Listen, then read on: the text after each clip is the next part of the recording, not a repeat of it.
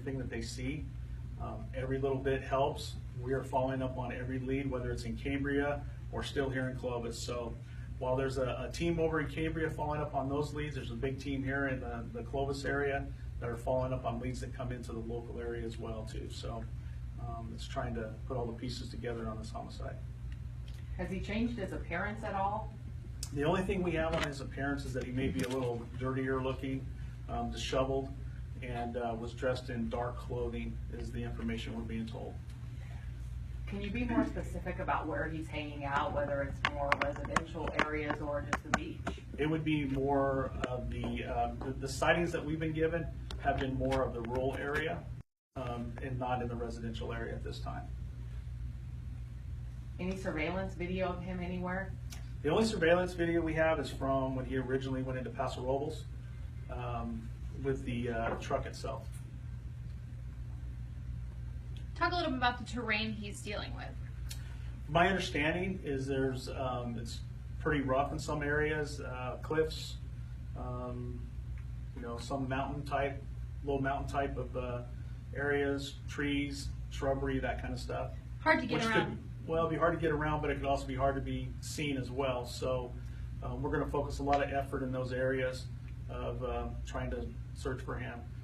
Like I said, we've reached out to different agencies, and we also have some agencies over there that are helping with canines and tracking. So they're on standby for us, and we're going to be giving them information as we get it and helping us trying to locate him as well. So, Clovis Police has personnel over there? Yes, we have several people over in Cambria How area many at this time. persons do you have? It's been varying between 6 and 10 in the Cambria area. I understood there was a report from Los Osos, which was considerably south of there. You hear I have anything not about heard that? from Los Osos. Okay. Has he reached out to his family members at all? No, there's been no contact with anybody to our knowledge since this happened. As you know, he has been hidden in the mountains, or he has been in a house, or We don't know. Like I said, the times that he's been spotted have been in the more open rural type of areas, and and it's been anywhere from morning to evening hours, the different accounts that have come in. So, and each time he's been on foot.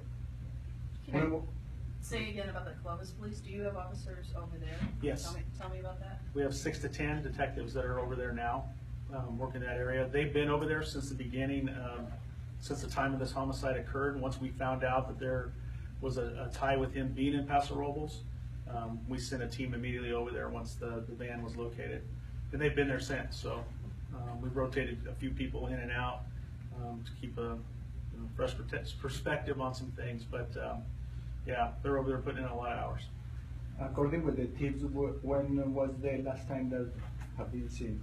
Yesterday. Just what time? I believe the last time, the tip that we got that he was seen at last was yesterday afternoon. I don't have a specific time. So, but this information came into us late yesterday evening is when we started getting the information, and that was when one of our detectives actually found a witness who said, yeah, I saw that guy, and then it evolved into more tips after that. Has anyone had any personal conversations with the suspect? No. To my knowledge, there has been no contact with the suspect since the time the crime occurred. Yesterday, you guys had six detectives in Paso. So today, does that mean that there's 10? Are there more today? Today, I believe there are 8.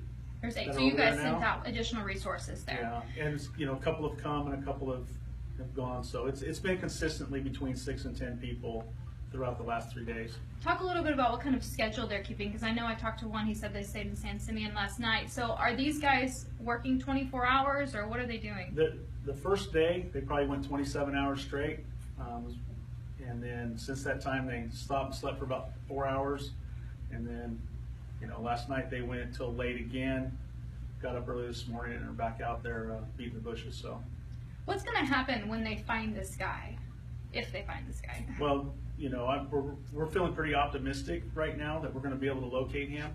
And at that time, the big thing is to arrest him and bring him back to Clovis so where we can start the criminal proceedings against him. Okay. And as for talk a little bit about the next couple of days or the next couple of hours. What do you anticipate It's hard to say. Following. You know, what we're gonna, you know, it's all gonna depend on what our detectives find out, what other agencies find out, and whatever information comes in from the public. So that is really dictating what we do, especially over on the coast. And like I said, we have a team here of another 8 detectives that are assigned specifically to work on the leads and stuff that come in this area right now. You feel pretty confident about tracking him down? I do. You know, I just think that it's that with the help of the public and the help of the media and our officers, we're going to do everything we can to find this person. And you know, it's not something we're going to give up on. So Does it sound like he has a plan? no, it wouldn't appear so at this time. Are you thinking to send more people, more personnel? I'm sorry, what? Are you thinking to send more police from here, from? If the need arises, then absolutely we'll send more people there. So it just basically comes on, and when we're able to narrow down an area, like we are now in Cambria, we will definitely be sending more people as the need arises. But you know, the big thing is we have so much support from, you know, Paso Robles Police Department has just been fantastic since the beginning with their resources. I mean, the San Luis Sheriff's Department helping us with regional SWAT teams and everything else. So it is really the cooperation of all law enforcement. The Fresno Sheriff's Department has, you know, helped us out. So without the help of all the local law enforcement and the Central Coast itself, this would be a very difficult task. So I really want to say thank you to everyone who's been helping us with this.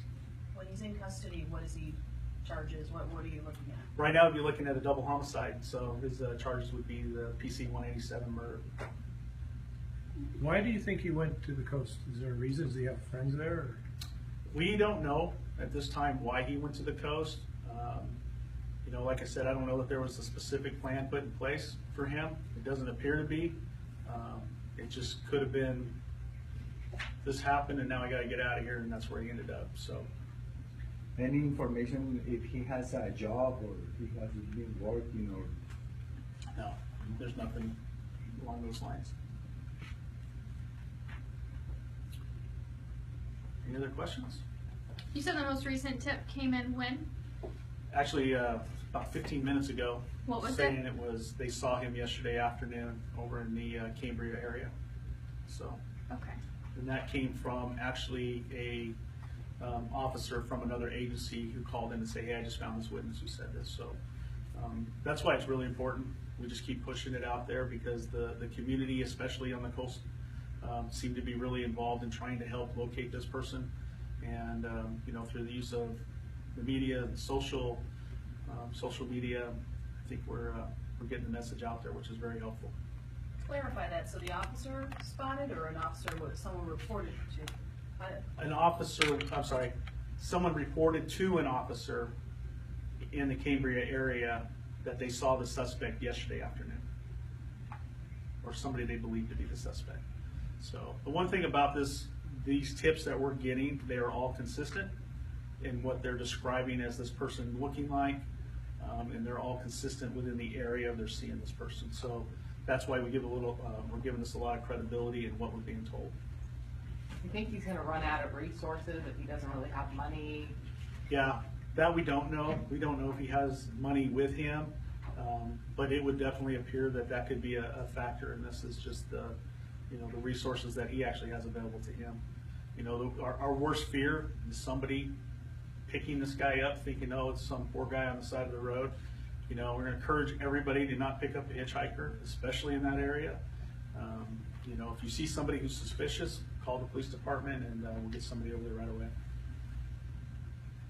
At these times, are you tracking like credit cards or debit cards, something like that? No, not at this time. Cell phones or anything? You couldn't say that, could you? No. Okay, didn't think so. Yeah. Fantastic. Okay. There's no service up there anyway, so. There is not any service up there right now. You got to come down the hill to get service there. So there's definitely a cellular blackout zone there. Is it hard to communicate with your guys? Yes, it is. So they're having to. We're getting, you know, it's a couple hours go by, then we get updates. So Yeah. I'm just, you know, you're just hoping that the next call you get is them actually coming out of the mountain area and saying, hey, we got them. So Yeah. keep our fingers crossed.